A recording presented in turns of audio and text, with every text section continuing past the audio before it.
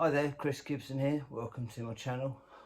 Now what I want to talk about today is I want to talk about the main reason why I'm on YouTube, the main reason why I'm in front of you, what I'm really about, which is providing help for people in the way of therapy, maybe training, but around the subjects of personal development, mental health, and the most important thing that's really close to heart is addiction.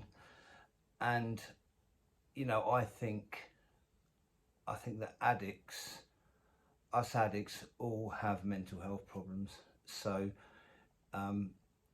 when you say an addict and you talk about mental health, and some people talk about the two things in a sort of separate conversation. I don't believe that. I've never met an addict who doesn't have a mental health problem, because the two things, you know, I think addiction is a mental health problem basically. I know people tend to look down on addicts, and it, you know, the thing is, it's such a fine line, because an addict is a state of mind, it's a behaviour, and I think that is something that should be made really clear to everyone suffering from addiction. The first thing they do when they try to get some help is to be helped to understand that it's about an obsessive thinking, an intensity to your brain and to your thinking that other people just don't have, you know. And that obsession and that power of thought, and that, you know, that intense washing machine brain turning round and round and round and round, sometimes with some really traumatic things. If you've had a lot of negative things happen to you, you know, it can tend to replay over and over again, and you find sleeping, you find relaxation very difficult.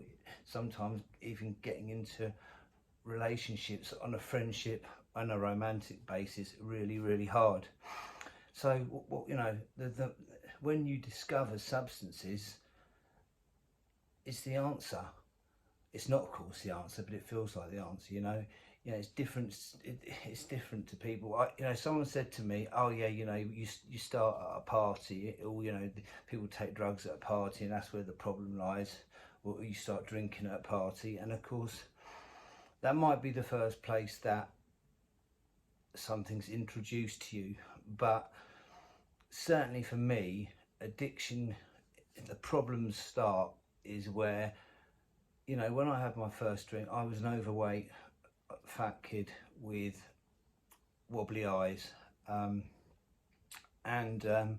When I had my first proper drink, I'd had sips of alcohol before, but when I got drunk for the first time at 14 years old, I was at a fairground with some friends, and I felt like Jesus. I felt like I was walking on water. I felt every single insecurity, every negative thought went out of my head, and I felt normal. You know, I'd never felt normal before. I'd always felt like I didn't fit in. I'd always feel out of place. I'd always feel uncomfortable, and it gave me that comfort, you know. And then I'm forever looking forward to that time when I can have a drink, okay? And funnily enough, when I went to rehab, there was an addiction counsellor there who was in his 60s, and he'd only been in recovery for about 7 years, and he was a doctor in the RAF, and he'd spent his time in the RAF off his head on every conceivable drug known to man. And I said to him, what is the difference between an alcoholic and an addict? And he went, Chris, an alcoholic is an addict who lacks imagination.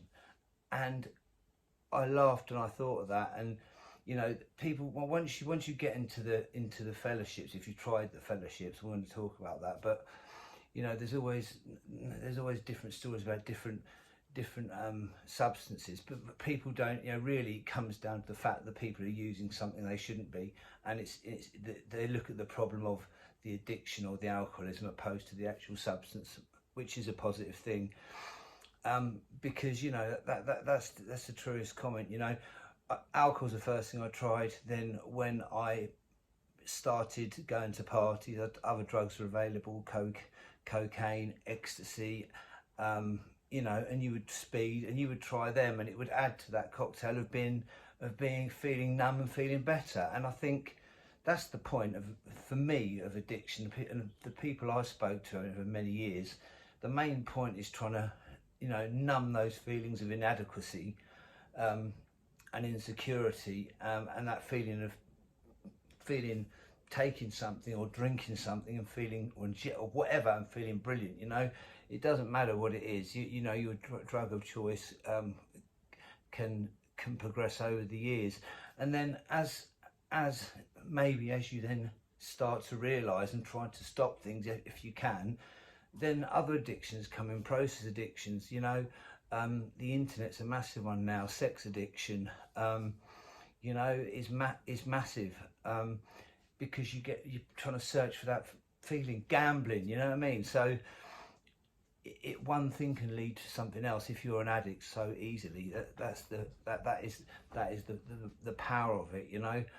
But like this guy said, you know, someone who just sticks to alcohol is almost, it sounds stupid, you could almost see them as quite boring. They just haven't been out and about to try the other things that are out there available, you know.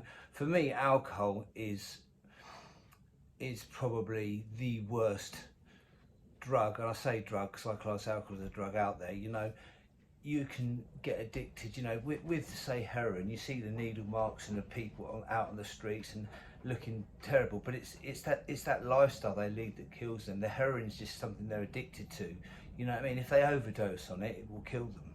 Yeah, but actually it's the lifestyle opposed to the actual drug itself causing the damage. It's just the addictive nature of the heroin, the lifestyle that causes, trying to go and get it, and how things you know decrease from there.